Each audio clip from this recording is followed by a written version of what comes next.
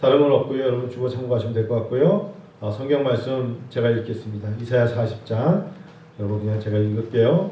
먼저 40장 1절 제가 읽겠습니다. 너희의 하나님이 이르시되 너희는 위로하라 내 백성을 위로하라. 같이 가요. 너희는 예루살렘의 마음에 닿도록 말하며 그것에게 외치라.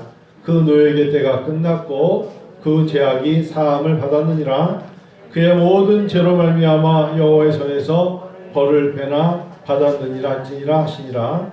외치는 자의 소리여 이르되 너희는 광야에서 여호와의 길을 예비하라. 사막에서 우리 하나님의 대로를 평탄하게 하라. 골짜기마다 도두어지며 산마다 언덕마다 낮아지며 고르지 아니한 곳이 평탄하게 되며 험한 곳이 평지가 될 것이요 여호와의 영광이 나타나고 모든 육체가 그것을 함께 보리라. 이는 여호와의 입이 말씀하셨느니라.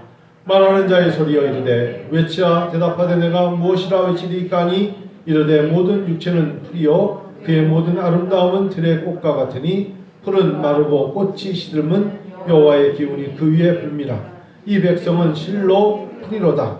풀은 마르고 꽃은 시드나 우리 하나님의 말씀은 영원히 서리라 하라. 아멘. 여호와의 말씀이니라.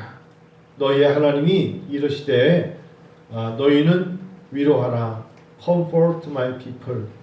너희는 위로하라. 내 백성을 위로하라. 2절에 너희는 예루살렘의 마음에 닿도록 말하며 그것에게 외쳐라.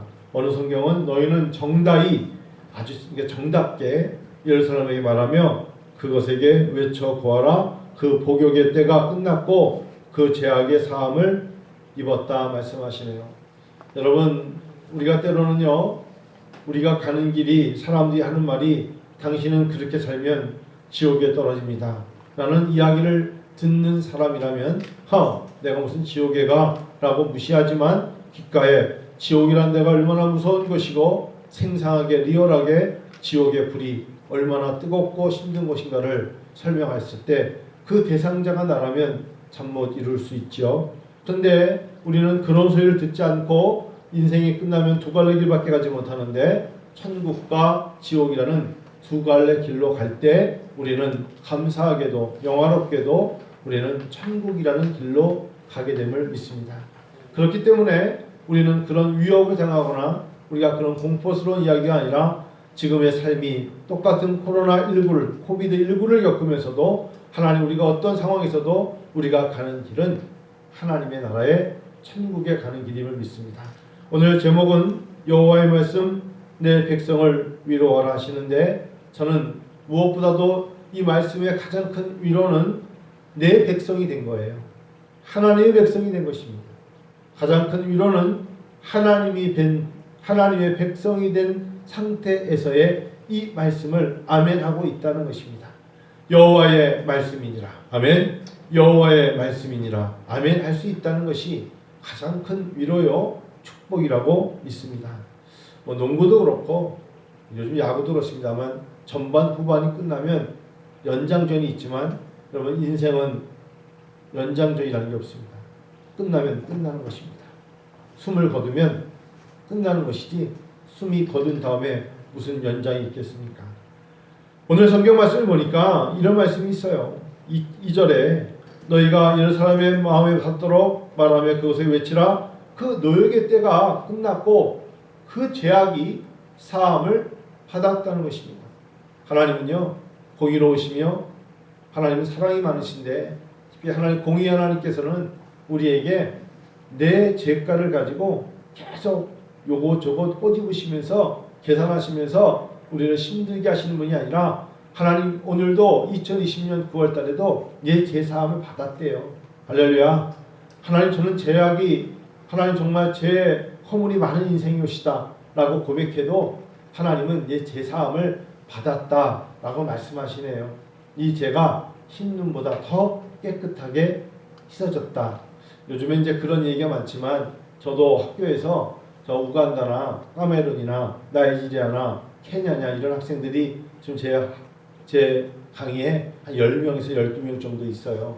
근데 그들이 정말 이제는 대한민국에 와서 분명하게 알게 된 게 있대. 뭐냐 그랬더니 눈이 뭔지 알았대. 이제 작년 겨울에 눈이 오는 날 표현을 그냥 용서 들으세요. 개처럼 뛰어다니더라고요. 그냥 눈을 보면서 얼마나 좋은지 막 눈을 보면서. 왜냐면 아프리카에 눈이 없잖아요. 그러니까 네 죄가 너의 죄악이 흰 눈보다 더 깨끗하게 있어진다는 것을 위클리프 성경 번역은 이렇게 가로치고 이렇게 써놨어요. 코코나 있죠. 코코나 알리맹이의 하얀 색깔과 같이 깨끗하게 씻어졌다 라고 이렇게 써야만 그들은 코코나 열매 그 안에 그 하얀 즙 그렇게 이해할 수 있대요. 눈을 평생 본 적이 없으니 뭐 흰눈보다 깨끗하다는 게 흰눈이 뭔 줄 알아야지. 그런데 우리가 하나님께서 우리에게 말씀해 주시는 것은 흰눈보다 더 깨끗하게 씻어주셨다라고 말씀하시는데, 오늘 이사야 40장을 통해서도 죄악이 사함을 받았느니라. 하나님이 여전히 나의 죄와 허물이 많은 나에게도 사함을 받게 되었다라고 선포하신 여호와의 말씀이니라. 여러분 어찌 감사하지 않으시겠습니까? 하나님, 저는 정말 죄와 허물과 탐욕과 탐심과 더러움과 시기와 질투가 가득 찬 자이옵시다 라고 말하는데, 그럼에도 불구하고 내 백성 된 너를 내가 날마다, 지금은 구약이지만 예수 그리스도의 보혈의 피가 너를 깨끗이 씻었단다. 그의 모든 죄로 말미암아 이미 여호와의 손에서 벌을 배나 받았다. 하나님, 제가 뭘 받았겠어요? 근데 너희들이 지은 죄로 너희가 이미 배를 너희가 대가를 치렀어 라고, 오히려 저는 정말 하나님, 제가 죄 지은 거에 비하면 그렇게 고난을 겪은 게 없는데요 라고 말씀드려도 불구하고 너희는 이미 2배나 더 많은 것을 너희가 겪었단다 라고 위로하시는 거예요. 배나 받았느니라 할지니라 하시면서 말하라. 네 백성들에게, 너희 백성들이 많은 어려움이 있어서, 그게 사실은 이사야 1장 1장부터 39장까지의 그들이 많은 어려움을 겪었던 이야기를 하시는 것이죠. 그들이 이미, 그래서 이제는 너희들에게 필요한 단어가 있는데 그게 바로 구원이라는 단어야. 이사야 40장은 우리에게 희망을 줍니다. 소망을 줍니다. 어렵고 힘들고 지쳐있는 자들에게 소망의 메시지, 희망의 메시지, 갈 길을 열어주시는 메시지인데, 특별히 그 메시지의 시작이 너희를 위로하여 주겠다고 말씀하시는 거예요. 얼마나 감사합니까? 하나님이 저희를 위로하신대요. 그리고 제가 앞으로 더 어떤 것을 더 형벌을 받아 몇 배의 죄로, 이사야 1장의 말씀처럼 머리 정수리부터 발바닥까지 매를 맞아야 되고 얼마나 더 맞아야겠니? 이렇게 말씀하지 아니하시고 네 죄악을 내가 사해줬다 말씀하시니 몸둘 바를 모르겠습니다. 하나님, 그저 감사할 뿐이고, 우리가 너무나 허물이 많고 죄가 많고 부족하고 드러내면 드러낼수록 정말 고름을 짜듯이 짜낼 것밖에 없는데도 네 죄악을 사해줬다 하시니 은혜입니다. 그래서 오늘 찬양 드린 것처럼 은혜 아니면 살아갈 수가 없어요. 하나님의 은혜로, 하나님의 자비로, 하나님의 용서로 살아감을 고백합니다. 할렐루야. 예배를 드리며 하나님의 은혜를 사모하세요. 예배를 드리며 하나님의 위로를 사모하세요. 예배를 드리며 하나님의 용서하심을 고백하십시다. 온라인 예배든 나와서 여러분 대면 예배를 드리시던, 하나님의 은혜 없이는 살아갈 수 없잖아요. 하나님의 도우심이 없이 어떻게 살아갈 수 있겠어요? 하나님이 역사하시는 줄로 믿습니다. 그래서 이사야 이름이 뭐냐? 구원이란 단어 예샤와와 그 다음에 여호와란 이름 야후를 붙여서 바로 예샤야후, 이게 바로 이사야의 이름입니다. 예샤야후. 여러분 온라인에 계신 분들 한번 같이 한번 해봅시다. 예샤야후. 아무도 안 해. 자, 우리 한번 예샤야후. 즉 이사야란 이름은 여호와는 구원이시다. 여호와는 구원자. 여호와는 구원이시다. 하나님은 구원자이신데 이사야를 통해서 하나님이 구원자이심을 예샤야후라고 말하는데, 이 이름이 바로 여러분 호세아 신약에 와서는 예수라는 이름과 같은 어원입니다. 이사야, 하나님은 구원자이시다. 이사야는 바로 740 BC 740에서 680년 동안에 대략 50에서 60년을 하나님의 사역을 감당한 선지자입니다. 그가 부름을 받은 것은 20세 때였는데 그가 70세 또는 80세에 순교하는 그때까지 하나님은 그를 사용하셨어요. 유다의 4명의 왕 그리고 5번째 므낫세 때 순교를 당할 때까지 우시야 왕, 요담 왕, 아하스 왕, 히스기야 왕 그리고 히스기야의 아들 므낫세에 의해서 토백혀서 히브리서 11장에 보면 토백혀서 죽임을 당한 사람을 얘기할 때는 이사야 선지자를 얘기합니다. 그럴 정도로 이사야는 하나님의 백성들이 구원을 통하여서 마음속에 염려와 근심이 아니라 우리가 지금 포로로 잡혀와서 이 힘든 걸 어떻게 감당하지? 그러나 너는 하나님의 백성이야.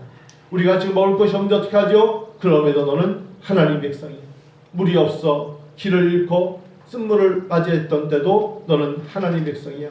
하나님께서 믿음의 조상 아브라함을 불러내서 그의 백성 애굽을 탈출한 출애굽 이후 그들에게 민족을 이루시는 약속을 성취하셨죠. 아브라함에게 믿음의 약속을 성취하셔서 그들에게 백성을 그들의 자녀를 이루게 하셨고 그 민족을 이룬 나라가 바로 이스라엘인데 중요한 것은 하나님이 출애굽시킬 때도 민족의 지도자 모세를 통하여서 10가지 재앙을 통해서 하나님 백성은 절대로 문설주의 피를 어린 양의 피를 바른 자들은 절대로 첫째 자녀들 첫째 양 가축까지도 죽임을 당하지 않는 은혜를 베푸셨잖아요. 그 백성들을 출애굽시켜서 하나님께서 민족을 이루게 하셨는데 그 은혜가 얼마나 큰지요. 그런데 그들이 하나님의 말씀을 더 이상 청종치 아니하고 하나님께로부터 멀어지면서 스스로 북이스라엘과 남유다로 스스로 나눠지게 됩니다. 같은 민족이었어요. 하나님을 믿었어요. 근데 스스로 무너져서 이제는 2개의 나라로 우리나라 말하면 북쪽과 남한이 나눠진 것처럼 북이스라엘과 남유다로 나눠지게 된 것입니다.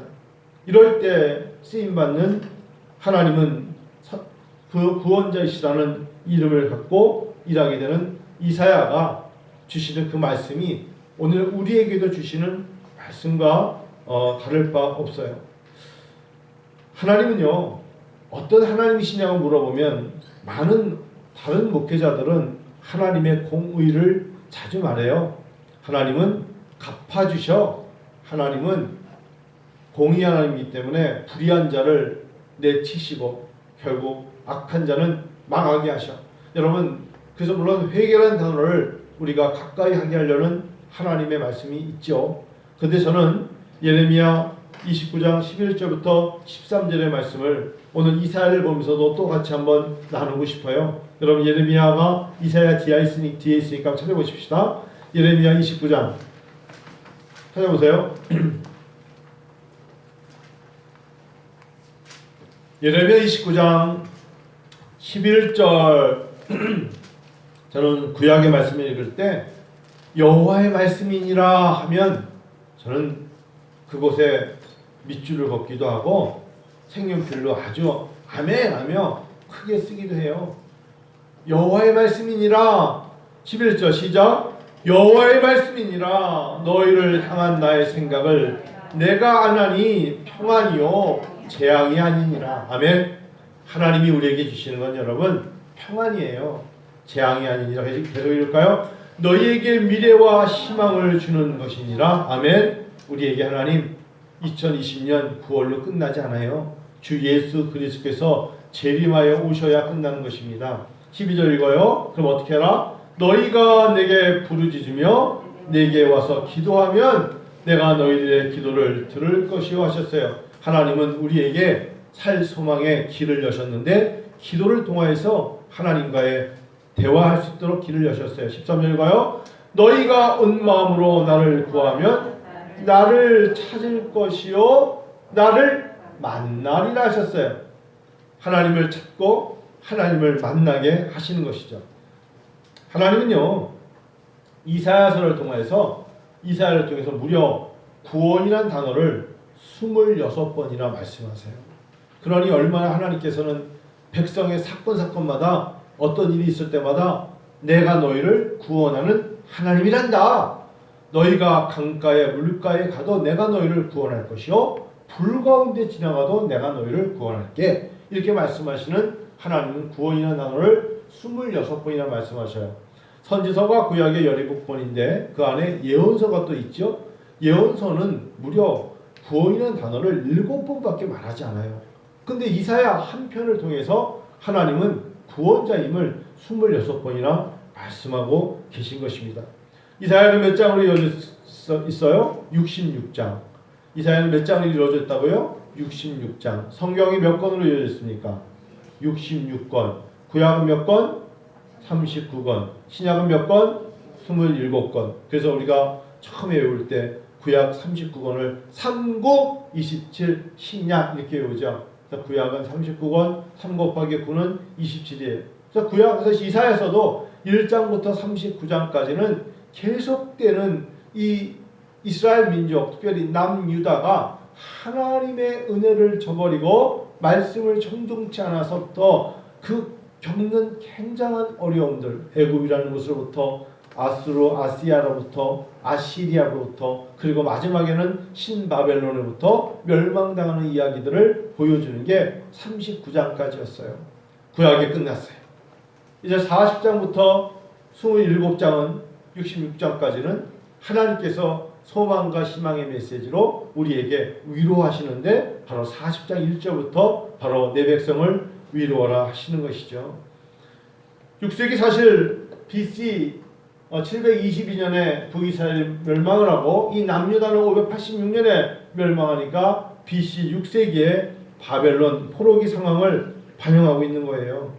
그 이유는 유다 성읍이 황폐했어요. 가장 중요한 예루살렘 성전이 무너졌어요. 이들에게 예루살렘 성전은 하나님을 가장 신성시하면서 섬겼던 그곳이 자기들의 신이 아닌 외세의 무력 앞에 무너졌단 말이에요. 그리고 그들은 원치 않게끔 끌려갔습니다. 그리고 이제 아시리아 나라가 맹주였는데 이 작은 나라 유다를 지배하고 끝날 줄 알았는데 이제 끝났군요 라고 생각했는데 70년이라는 엄청난 시간의 이 구속적인 70년을 종살이해야 되는 이들에게 하나님을 떠났기 때문에 아직도 여전히 아시리아 나라에서 끝나지 않고 바벨론이라는 제국이 세계사의 지배자로 나타날 때까지 이사야는 계속 쓰여지고 있는 것입니다. 그럼에도 하나님은 그들에게 말씀하십니다. 위로하라. 내 백성을 위로하라. 어찌 보면 절망이었지만 희망의 서막이 떠오르고 있음을 말씀하시면서 그래 너희 눈에는 지금 희망이 보이지 않지만 희망의 서막이 있어 위로하라. 위로해. 코로나19로 2020년 9월달을 살아가는 우리들에게 이게 언제쯤 끝납니까? 라고 말하는 우리들에게 하나님 말씀하시기를 위로하라. 위로는 하나님으로부터 오는 것이기 때문에 하나님의 복음의 은혜의 빛을, 은혜의 해를 보도록 하여라. 말씀이 있어야 위로가 되고 여호와의 말씀이 있는 그곳에 소망이 있고 그래서 서로가 사람에게 수심 가득히 위로하는 척 하지 말고 하나님 앞에 엎드려 너희가 내게 기도하면 나를 만날 것이요 너희가 나를 찾으면 찾게 될 것이는데 하나님께서 하나님을 찾는 백성들은 망하지 않는단다. 하나님을 찾고 하나님께 엎드려라. 말씀에 소망이 있다. 말씀이 약속하신다. 여호와의 말씀이니라. 할렐루야. 이게 바로 우리에게 주시는 귀한 말씀이에요. 내 백성을 위로하라. 구원의 역사를 바라봐라. 무슨 위로예요? 구원의 역사를 바라봐라. 소망과 희망의 메시지를 바라봐라. 그것이 위로하라고 말씀하시는 겁니다. 우리가 지금 포로로 잡혀 있는데도 위로가 됩니까? 그렇지. 니네가 지금 잡혀 있고 자유가 없으니까 너희들 스스로 쳐다보며 마음의 염려와 근심으로 한숨 짓지 말고 우리를 죄악에서 풀어주시니가 자유함을 주시니는 오로지 하나님을 믿고 서로에게 소망의 메시지로 위로하라고 하시는 것입니다. 선지자는요, 사실상 죄에 대한 대가를 우리가 배나 넘게 치르면서 사함을 받았다고 말씀하시지만 우리는 더 많은 걸 치러야 되죠.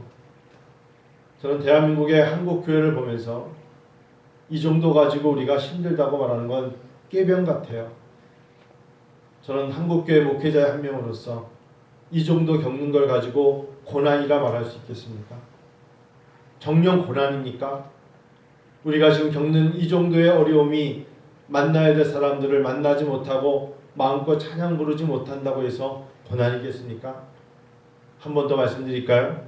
제가 지난 수요일날 성북구에 있는 순교자의 소리, 그리스도를 위한 고난, 리차드 원브런트라는 이 사람이 1954년도에 사실은 40년 말에 나치로부터 기독교 집안에서 예배를 드리기 위해서 예배를 드리다가 나치 정권에 잡혀 들어가서 고난을 겪고, 이제 하나님께서 이제 나치 정권이 끝났으니까 자유를 주시고 예배를 마음껏 드리나 보다 해서 독립교회에서 예배를 드리다가 더 무서운 소련의 스탈린이라는 사람이 와서 종교는 아편이야, 오히려 나치는 히틀러는 유대인들을 핍박했다면 기독교를 핍박하지 않았는데, 이 공산주의들은 얼마나 잔혹하게 리차드 원블런트라는 이 사람들과 함께 예배드리는 모든 기독교인들을 말살을 시키는데 얼마나 지독한지, 저는 이 책을 이 사람이 마지막에 8년 6개월 동안에 깜빵에서 있었던 이야기를 나오자마자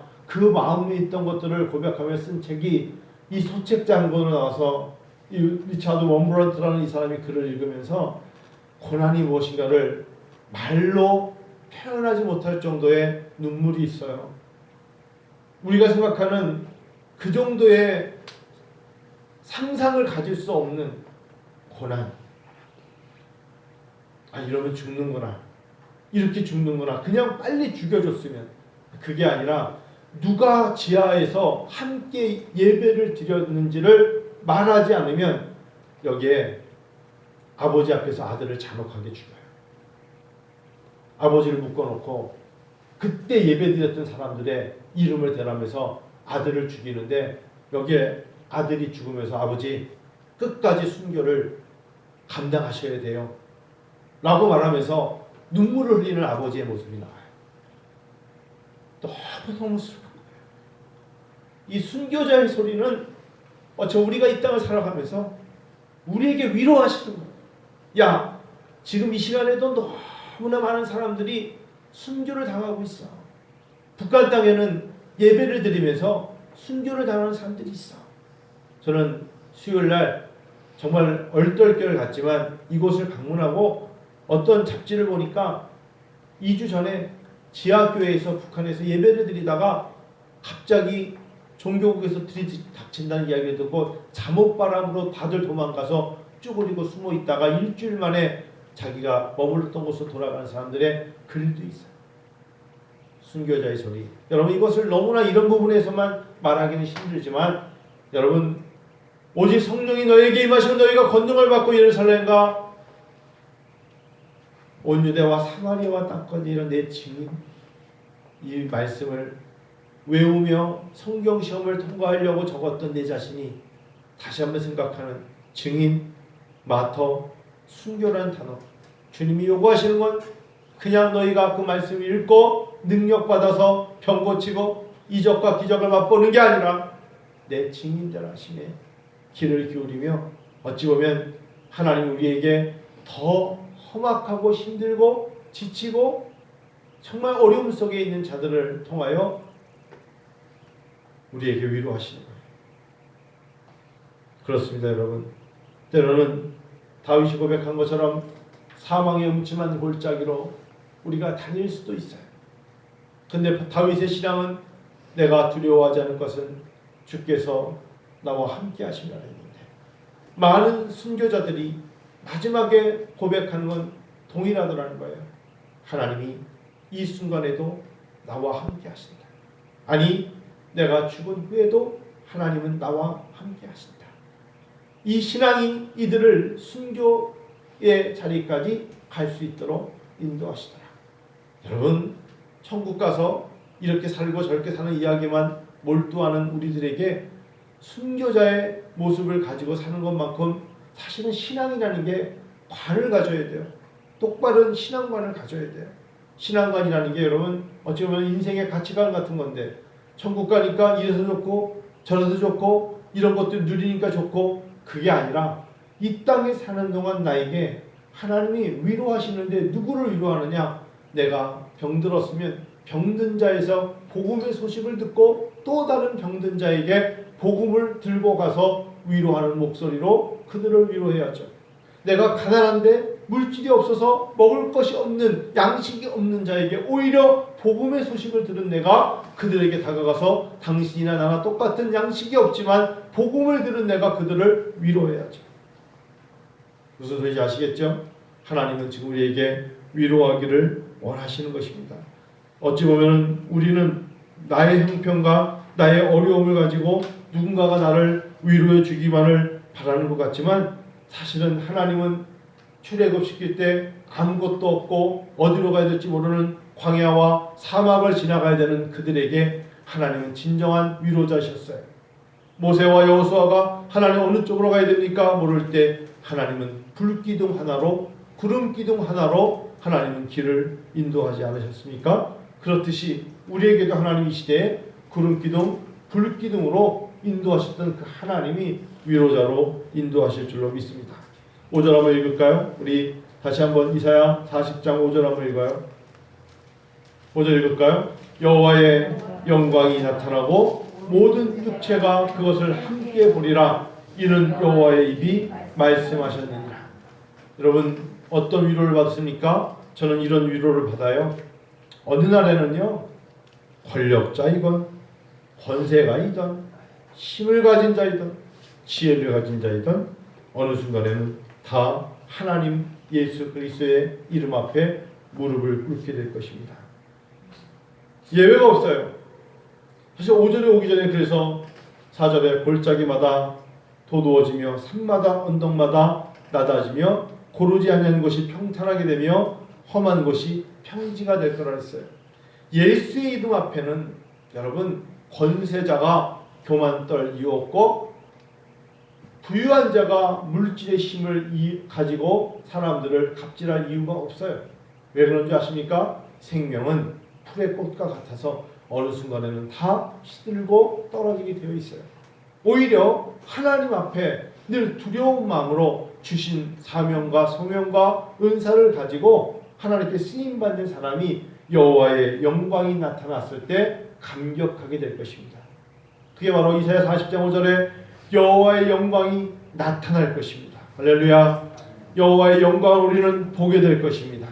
바로 이 땅에 언젠가는 살아있는 동안 예수님을 만날 수도 있고 우리가 만일에 이 땅을 떠나서 하나님 나라에서 예수님을 만날 수도 있는 것입니다.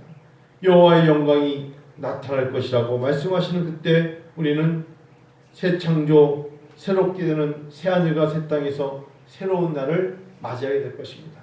단지 여러분 천국에만 그런 것이 아니고요. 지금은 어렵지만 지금은 코로나19로 9월 6일 이날을 어렵다고 말하지만 분명히 우리에게 기쁨의 소식은 늘 예비되어 있죠. 늘 이미 우리에게 준비되어 있는 거 아니겠습니까? 하나님 우리에게 그 모든 것을 준비하고 계시고 그런 것들에 감격을 주실 줄 믿습니다. 코로나19가 우리가 예방을 해야죠. 남편 전사님 꺼요. 춥대잖아요. 코로나19를 우리가 스스로 예방을 해야 돼요. 그리고 코로나19는 우리에게 서로가 서로에게 백신이 되어야죠. 마스크가 우리에게 백신인 것처럼 우리가 서로가 조심해야죠. 근데 여러분 너무 두려워 떨 필요는 없어요. 때로는 너무 우리가 과잉적으로 두려워 떠는 모습이 있는데 사실은 신앙인으로서 예방을 해야 되고 조심해야 되지만 하나님 앞에 하나님을 경외하는 것을 두려워해야죠. 경외, fear of God, 하나님을 두려워해야죠. 코로나19로 우리가 분명히 말씀드리지만 예방해야 되고 조심해야 되고 병 걸리지 말아야 되지만 그것이 하나님을 섬기는데 방해가 되어서는 안 돼요.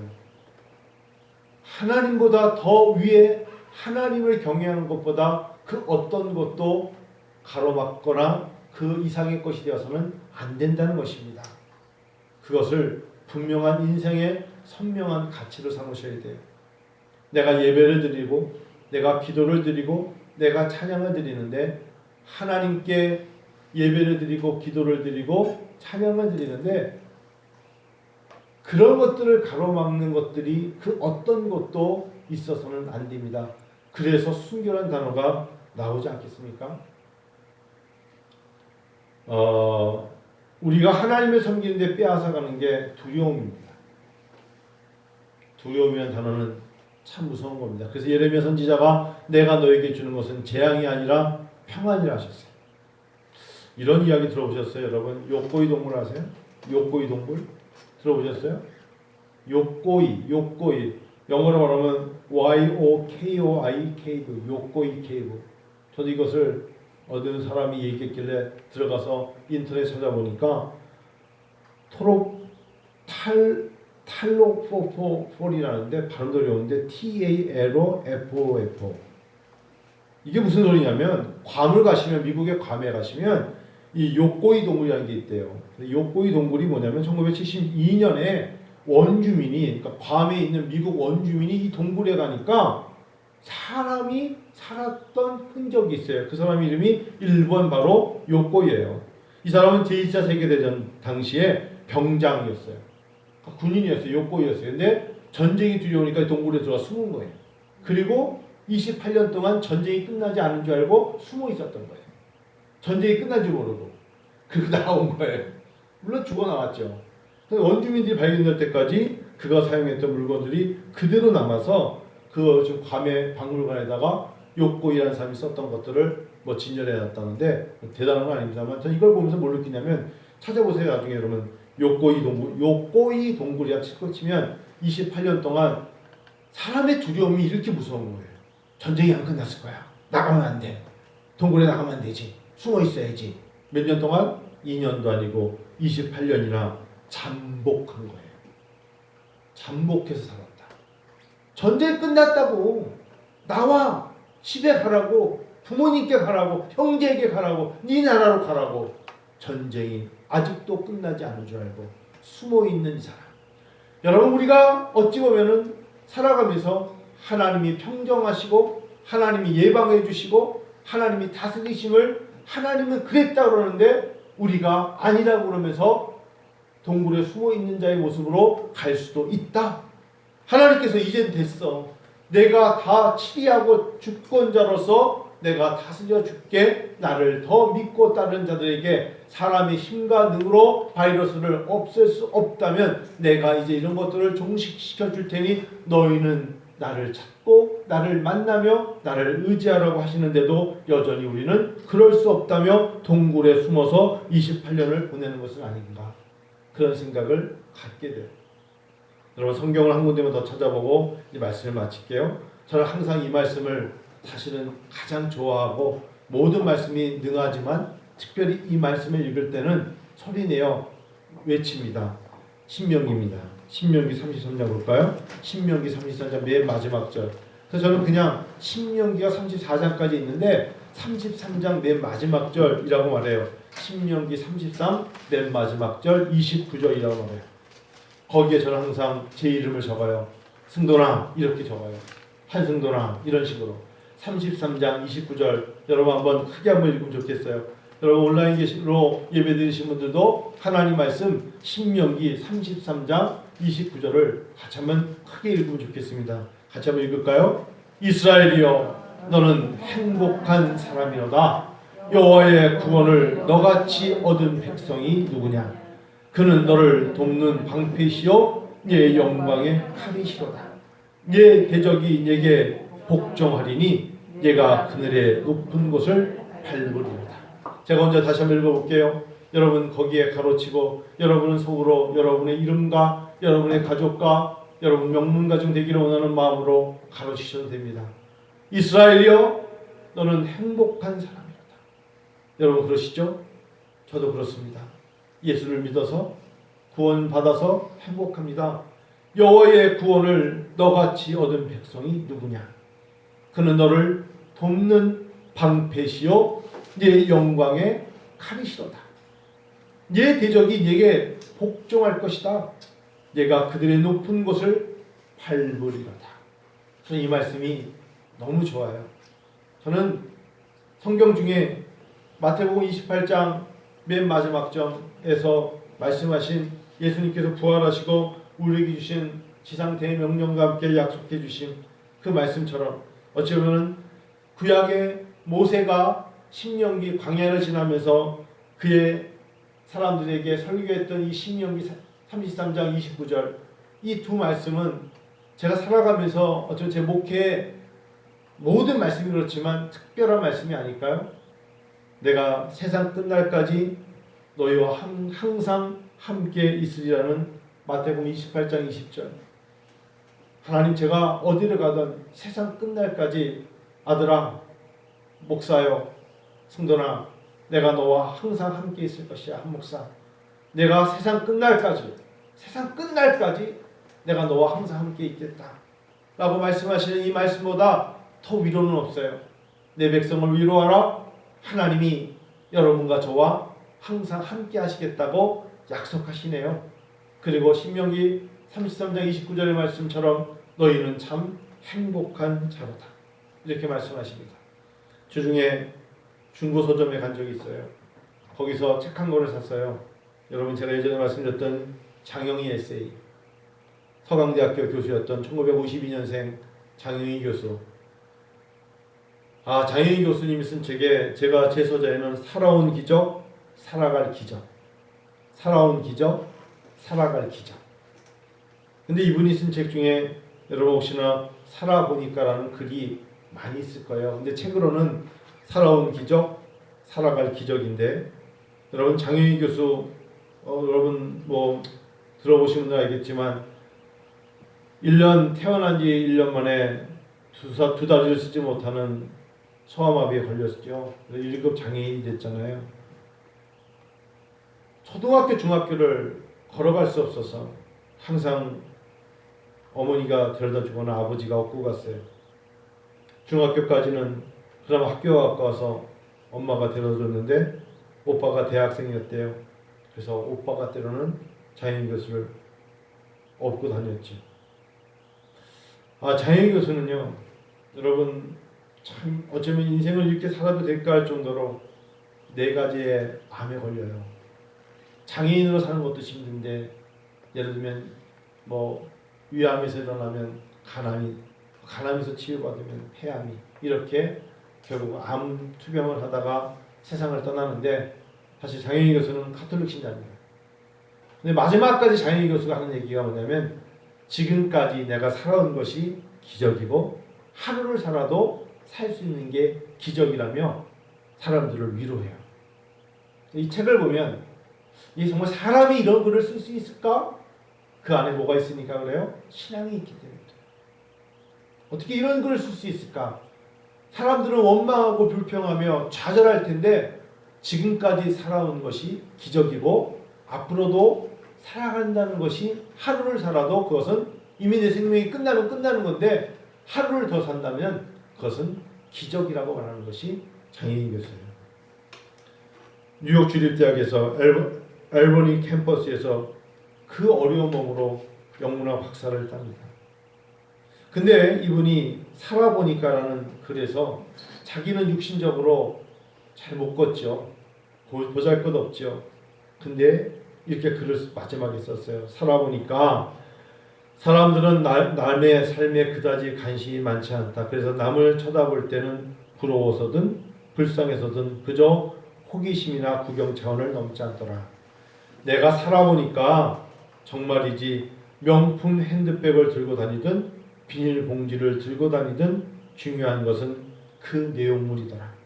내가 살아보니까 남들의 가치 기준에 따라 내 목표를 세우는 것이 얼마나 어리석고 나를 남과 비교하는 것이 얼마나 시간 낭비고, 그렇게 함으로써 내 가치를 깎아내리는 바보 같은 짓인 줄 알겠더라. 내가 살아보니까 결국 중요한 것은 껍데기가 아니고 알맹이더라. 겉모습이 아니라 마음이더라. 예쁘고 잘생긴 사람은 TV에서 보거나 거리에서 구경하면 되고 내 실속 차리는 것이 더 중요하더라. 재미있게 공부해서 실력 쌓고, 진지하게 놀아서 경험 쌓고, 진정으로 남을 대해 덕을 쌓는 것이 결국 내 실속이더라. 살아보니까.